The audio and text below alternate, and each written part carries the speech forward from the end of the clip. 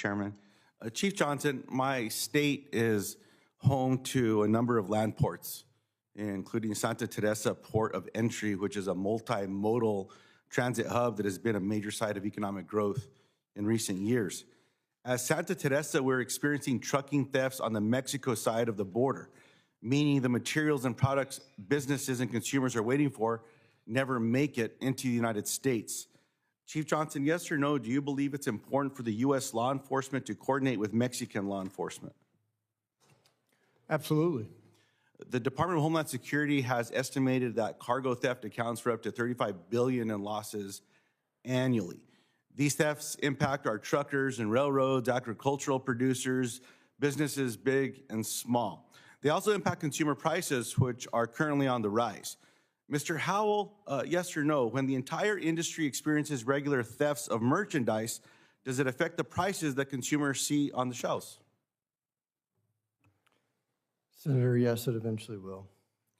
Chief Johnson, you noted the following in your testimony, quote, state level police and prosecution efforts are challenged by a tremendous number of competing priorities for resources, such as addressing the fentanyl epidemic, violent crime in the community. This focus has either directly or indirectly impacted effective property crime enforcement efforts. Criminals have exploited this vulnerability. Do you believe law enforcement needs more resources or less resources to address the full slate of challenges in our community? Well, certainly local law enforcement needs more resources directed towards this issue. And as we look at the three offender profiles, certainly the transnational organized crime has got the greatest federal nexus, but when you drop down to the criminal street gang profile and the criminal opportunist, those are most directly targeted by local law enforcement efforts and state charges, and certainly having the capacity in communities to be able to address cargo theft-related crimes at a local level with state charges would be tremendously complementary to the federal response that's been discussed today. So, Chief Johnson, having fewer law enforcement officers could make this worse? Having fewer law enforcement officers at the local level could make this worse?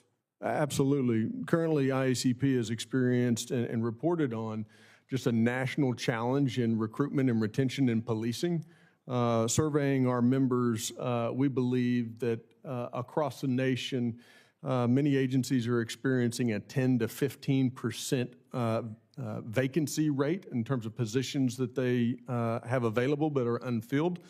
And we need to aggressively, as a complete society, focus on improving the opportunity to recruit and retain police officers into the profession to strengthen the safety and security of our communities. Appreciate that thorough response.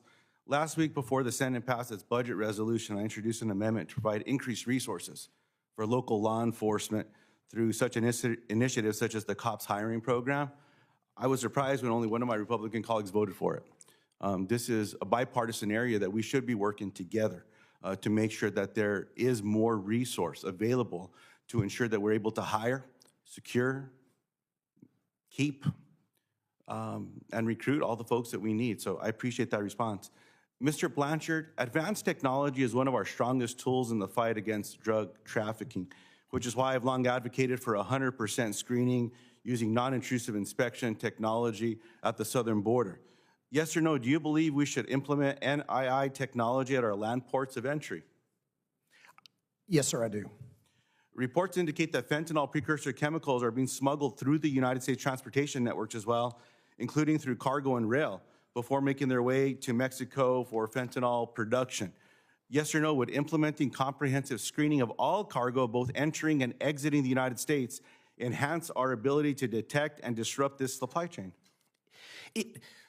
Senator, we don't do much cross-border freight, but certainly we have always, as an industry, been very supportive of more inspections, so long that it's not overburdensome. And I think without question, the new technology and the technologies that you have mentioned provide increased efficiency with advanced throughput on those inspections. And so I personally, I certainly would not feel comfortable speaking on behalf of my entire industry, but myself and on behalf of my company, we would welcome that. We want to get the bad actors out of our industry, and I think any advanced technologies that would provide assistance to law enforcement in that effort, I would be very supportive of. I appreciate that response. acknowledging the importance of technology that's not going to slow down commerce, but it's going to let us get a 100% view of what's leaving the country with some of these precursor chemicals that are rolling through the United States and then going to Mexico, or the bad stuff that's coming in. I'm always surprised with the very low number of passenger vehicles that are actually screened entering the United States, and reports coming out of the Department of Homeland Security suggest that 90% of the fentanyl that is being found in the United States is coming through the southern border in passenger vehicles driven by Americans. We've got to stop this stuff, and the only way we're going to be able to stop it is that we can see what's in those vehicles, but make sure that people can also move so we're not hindering commerce. Mr. Blanchard, one final question. The importance of the work that's needed to ensure that we're keeping an eye on the bad folks and that there's actually something being done when it comes to the federal staff, experts, things of that nature, to be able to implement the law, to hold people accountable, to prosecute, things of that nature. Will that require more staff or less staff? At this time, Senator, I'm not in a position to know whether we would need more or less staff, and let me explain why I say that.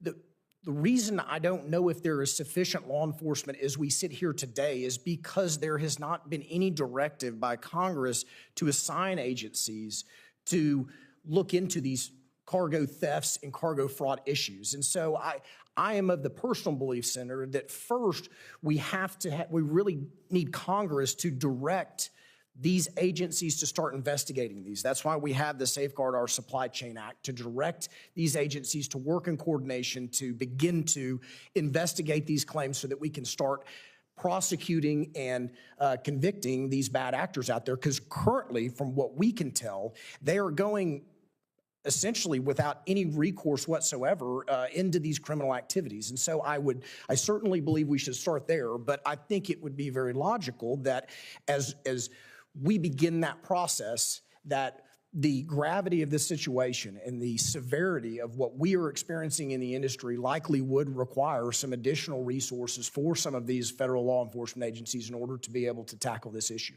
I appreciate that. And Mr. Chairman, I appreciate your acknowledgement of many of the ideas that have been shared today alone, in addition to the research staff has done in this space. This is something that Congress needs to get done, and we can work together on this, whether we're looking at just domestic transport or we're looking at international crossings as well. We have to do better in this space. So very much appreciate this hearing that you scheduled. Thank all the panelists for being here today.